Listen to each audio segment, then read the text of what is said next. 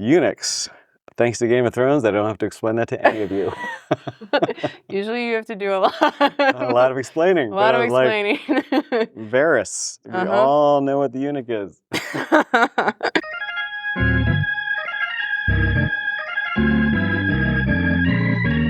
Hey everybody, it's Pastor Los, eager to be with you again for another Gospel Unplugged, this time joined by my incredibly talented Pastor Jen Olson Popp.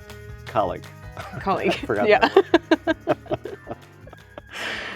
And we are reading what we agreed just before rolling the camera is one of our very favorite stories, each of us, in the book of Acts. So let's jump into it. It is the story of a very unlikely baptism.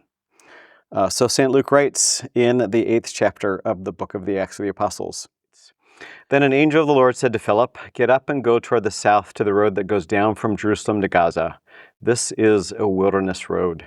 So he got up and went. Now there was an Ethiopian eunuch, a court official of the Candace, queen of the Ethiopians, in charge of her entire treasury. He had come to Jerusalem to worship and was returning home, seated in his chariot. He was reading the prophet Isaiah. Then the Spirit said to Philip, 'Go over to this chariot and join it.' So Philip ran up to it and heard him reading the prophet Isaiah. And he asked, 'Do you understand what you are reading?' He replied, 'How can I unless someone guides me?' And he invited Philip to get in and sit beside him. Now the passage of the scripture that he was reading was this: 'Like a sheep he was led to the slaughter, and like a lamb silent before its shearer, so he does not open his mouth. In his humiliation justice was denied him. Who can describe his generation? For his life is taken away from the earth.' The eunuch asked Philip, 'About whom, may I ask, does the prophet say this, about himself or about someone else?' Then Philip began to speak, and starting with this scripture, he proclaimed to him the good news about Jesus. As they were going along the road, they came to some water, and the eunuch said, 'Look, here is water. What is to prevent me from being baptized?' He commanded the chariot to stop, and both of them, Philip and the eunuch, went down to the water, and Philip baptized him. When he came up out of the water, the Spirit of the Lord snatched Philip away. The eunuch saw him no more and went on his way rejoicing." Well, there is a lot going on So much. in that story. Curious what grabbed your attention? What didn't grab my attention? I think there's 3 characters in this story, and I think they're all really interesting. The Spirit is the angel of the Lord, is leading Philip to this random place, to this random dude in the middle of the day on a middle of nowhere road. And then there's Philip, who is just really obedient, and like, we don't get tone or anything from him, but he's doing what the Spirit is leading. He goes, which I think is a really faithful response. And I think if he were to see this man, who we'll get to, is an outsider and a foreigner, there would be like a lot of hesitation and confusion about why this person. But Philip is really obedient, really open to where the Spirit is calling him.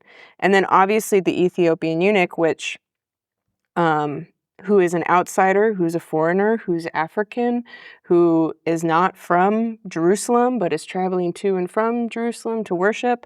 But what caught me in my reading this week was the power that he holds. He is a court, in the court official to the queen. Yeah. Like he, over her entire treasury, over all of her money. Like I'm seeing him as like a major CFO of Secretary of the Treasury. Right, of like the queen and whatever queen of the Ethiopians. This is a man with power who seems to be eager and humble and interested in this God that he has somehow heard about through the grapevine. And he has power to do what he does in his, work world, but he doesn't have the power to understand the word yet, or to understand this good news. And then the Spirit sends Philip to sit beside him. I love that line, to sit beside him in the chariot and to walk him through and to proclaim this good news to him. And it ends with him leaving rejoicing and in joy. Like, there's just so much here. Yeah. There's so much here. Yeah, and we choose that title, the unlikely baptism, because it's not just unlikely, like doesn't happen very often. It is beyond the realm of just about anyone, and probably Philip's ability to imagine Right. that not just a foreigner, but a eunuch who in the book of Deuteronomy they are expelled from the temple. They are deemed as cursed and are not worthy to be a part of the worshiping life of Israel. And so everything, when he says, what is to prevent me from being baptized? The answer is kind of everything, except that Philip knows they're in the desert. They're on a wilderness road. Like Luke goes out of his way to say this is a really desolate wilderness place. And in the middle of that, in the middle of the day, there's water. And so I think Philip is like, I don't know, everything, apparently nothing. Like, let's go to the water. So that's just kind of amazing as you see the gospel, the good news, expanding now well beyond the confines of Jerusalem. Because this guy's going to go back as a believer to Ethiopia, to a whole nother continent.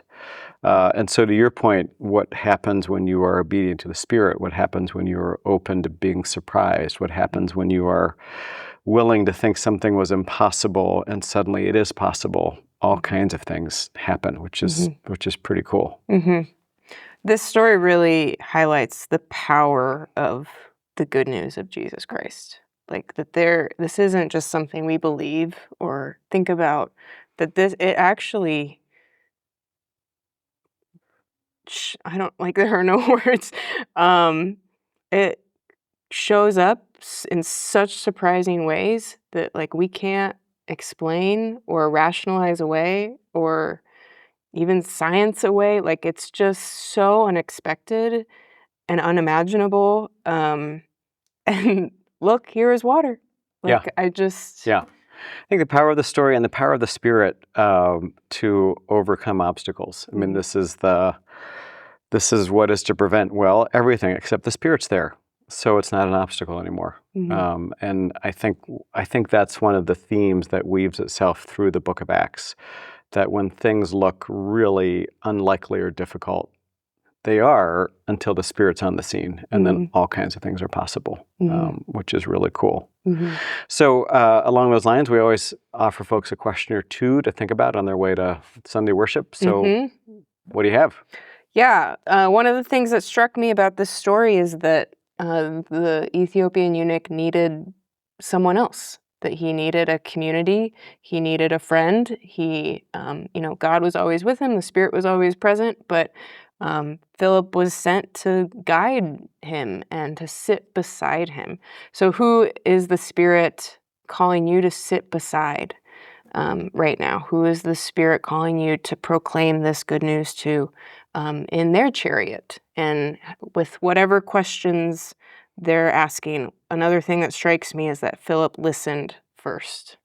That he didn't just go in preaching good news, but he listened to what the eunuch was experiencing and struggling with and wrestling with, and then he responded with good news.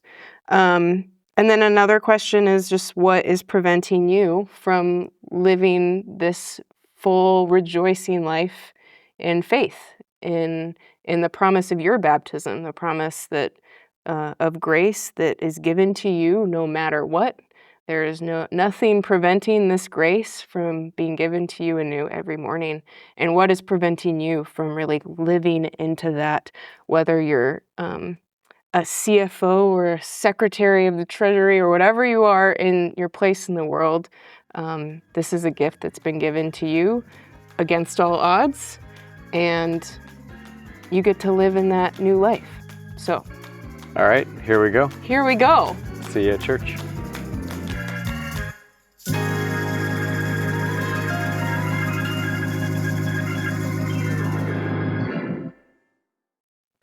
Made it. Made it! Glad I'm Great. not reading that on a Sunday. I hope I get it. we get a blooper reel of that. Now, there was an Ethiopian eunuch, a court official of the Candace. I'm not sure I know how to say that. Candace? Candace. Yes, of course, Candace.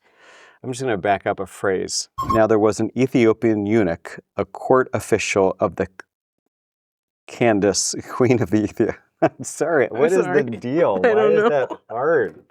Now, there was an Ethiopian eunuch, a court official of the Candace. Can I say that word? Oh my word.